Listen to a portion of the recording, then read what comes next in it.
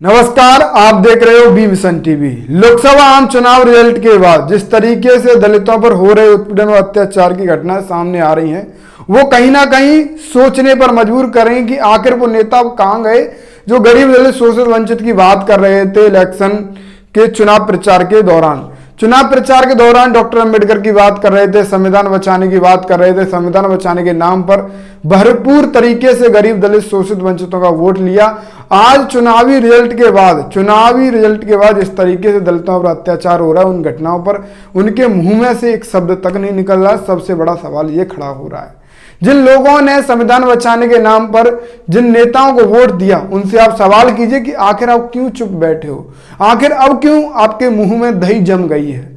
लगातार उत्तर प्रदेश में गरीब दलित शोषित वंचित युवाओं पर जिस तरीके से कुठाराघात हो रहा है, जिस तरीके से हत्या उनकी हो रही है, जिस तरीके से वो कहीं ना कहीं शर्मसार कर देने वाली है। अलीगढ़ में जिस तरीके से घटना हुई, चंद्रशेखर आजाद भी आए थे गौरव जाटव के साथ। अभी हाल फिलहाल में फिरोजाबाद की घटना हुई, फिरोजाबाद की घटना भी हुई। ऐसी तमाम घटना आए दिन घट रही हैं, पर फिर भी जो संविधान बचाने के नाम पर वोट लिए थे, दलितों के हक अधिकार की बात करके वोट लिए थे, वो नेता बोल नहीं रहे हैं। बोल कौन रहा है? वो सिर्फ बहुजन समाज के नेता बोल रहे हैं, जिनका नाम सिर्फ और सिर्फ मायावती जी और चंद्रशेखर आजाद है। चंद्रशेखर आजाद ने फिरोजाबाद की घटना पर एक बड़ा बयान दिया है, मायावती जी ने भी बड़ी कार्रवाई की मांग की है। चंद्रशेखर आजाद गौरव जाटव हत्याकांड में अलीगढ़ भी आए थे। जिस तरीके से उन्होंने, आपने देखा, मैंने कवरेज किया था। फिरोजाबाद की घटना पर चंद्रशेखर ने क्या बोला है, ये भी मैं आपको बता देता हूं। पर सबसे बड़ा सवाल यह है कि आखिर वो नेता कहां छुप कर बैठे हैं जो डॉक्टर अंबेडकर की तस्वीर, संविधान की तस्वीर अपने सिर पर लेकर घूम रहे थे, वो नेता कहां हैं? सबसे बड़ा सवाल है। सबसे बड़े बेवकूफ वो लोग हैं जिन लोगों ने इन नेताओं की बातों में आकर वोट दिया। फिलहाल आगे से सावधान रहे या नहीं रहे, अब तो समय निकल गया, 5 साल की गाड़ी गई। दलितों पर लगातार अत्याचार होगा। नेता सिर्फ बोलेंगे कि तो मायावती जी बोलेंगी, चंद्रशेखर आजाद बोलेंगे। फिरोजाबाद में जिस तरीके से घटना हुई वो किसी से छुपी नहीं है। फिरोजाबाद में एक दलित युवक की जेल में ही डेथ हो गई और वो कहीं ना कहीं काफी ज्यादा दुखद है। चंद्रशेखर आजाद ने मांग की है, फिरोजाबाद में पुलिस ने आकाश जाटव को 19 तारीख को चोरी के आरोप में हिरासत में लिया और 2 दिन बाद ही हिरासत में उसकी मृत्यु हो गई। घटना बेहद दुखद है, मेरी संवेदना परिवारजनों के साथ है।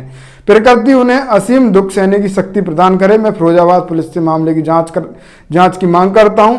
उत्तर प्रदेश गवर्नमेंट से मृतक आकाश के परिवार को 50 लाख रुपए की आर्थिक मदद की मांग करता हूं। एक सदस्य को सरकारी नौकरी देने की मांग करता हूं। ये तो चंद्रशेखर आजाद ने मांग कर दी। चंद्रशेखर आजाद नगीना सांसद, उन्होंने अपने समाज के दुख दर्द को ध्यान में रखते हुए सरकार से मांग कर दी। पर वो नेता कहाँ हैं जो संविधान बचाने के नाम पर? ये सवाल मैं बार बार खड़ा करूंगा, क्योंकि ये सवाल करना, बिल्कुल खड़ा करना लाजमी है। और मायावती ने भी इस घटना पर, फिरोजाबाद की घटना पर बड़ी कार्रवाई की मांग की है। मायावती ने पहले ट्वीट में लिखा है, यूपी के फिरोजाबाद जिले में एक दलित कैदी की जेल में जिस प्रकार से जान ली गई, यह अति दुखद है। सरकार दोषी पुलिसकर्मियों के विरुद्ध सख्त कार्रवाई करे तथा पीड़ित परिवार की पूरी मदद भी करे। साथ ही इस घटना के विरुद्ध आवाज उठाने वाले निर्दोष लोगों को पुलिस तुरंत छोड़े, उन पर दायर केस भी वापस ले। बीएसपी ये मांग है। मायावती जी, चंद्रशेखर आजाद अपने समाज की आवाज उठा रहे हैं और समाज का वोट लेने वाले वो तथाकथित अम्बेडकरवादी पता नहीं कहाँ चले गए, जो चुनाव के समय में दिखाई देते हैं डॉक्टर अंबेडकर की तस्वीर के साथ। फिलहाल आप अपनी आंखें खोलिए। फिरोजाबाद में जो घटना हुई है काफी दुखद है। चंद्रशेखर आजाद ने और मायावती ने उस परिवार की आवाज उठाई है। ये कहीं ना कहीं समाज का जो दर्द है उन दोनों के प्रति हमें देखने को मिला है। फिलहाल आप इस पूरे घटनाक्रम पर आप क्या समझ पाए, आप अपनी राय कमेंट